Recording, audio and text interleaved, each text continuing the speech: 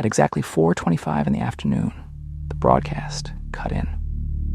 There was no medical chart, no hospital footage, no explanation. Only a sentence delivered once and never revised. On the afternoon of March 5th, 2013, Venezuelans heard a brief, televised address delivered by Vice President Nicolás Maduro. The words were chosen carefully. The president had passed away. The cause was not detailed. The tone was final. For a country accustomed to Chávez's constant presence, the statement carried a different weight. Not closure, but transition. Hugo Chávez had dominated Venezuela's political life since 1999. His presidency blended plebiscites with performance, mass mobilization with institutional change. Over 14 years, the state's identity had become inseparable from his voice. When that voice fell silent, the question was not what had ended, but what would follow. The hours after the broadcast were immediate and physical. Crowds gathered outside military hospitals and government buildings in Caracas. Supporters wept openly. Others waited in silence. State television looped images of Chávez speaking from earlier years, his phrases stitched into continuity. The public ritual filled the vacuum before institutions could. By law, the path forward was narrow. The 1999 Constitution required that if a president died before inauguration, new elections be called within 30 days. If death occurred during a term, the vice president would assume the presidency until a vote could be held. Chávez had been re-elected in October 2012, but he had not been sworn in for his new term due to illness. The legal line between before and during was suddenly decisive. The Supreme Tribunal ruled that continuity prevailed, that Chávez's mandate extended despite the postponed inauguration. Maduro was named interim president. The decision resolved procedure, but not politics. In the streets, grief blended with loyalty. State officials called for unity.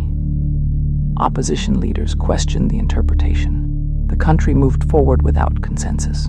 The mourning itself became a test of power. Chávez's body lay in state, first at the military academy, and later along a route that drew hundreds of thousands. The ceremonies were prolonged. The language of farewell merged with calls to defend a legacy. In a televised address, Maduro framed succession as duty rather than contest, declaring, "We must fulfill the will of the people." Yet the people were divided.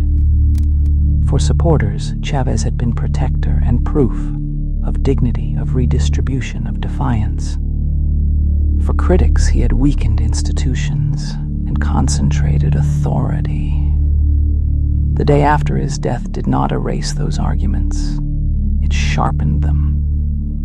Within weeks, an election was set for April 14th, 2013. The campaign was compressed and emotionally charged. Maduro presented himself as Chávez's chosen heir, often invoking his image and words. His opponent, Enrique Capriles, argued for change without rupture, promising continuity without charisma. The vote was close. Maduro won by a narrow margin, and the result was contested. What followed was not an immediate rupture, but a shift in tone. Without Chávez's personal authority, the government relied more heavily on institutions it controlled, and on rhetoric it hardened.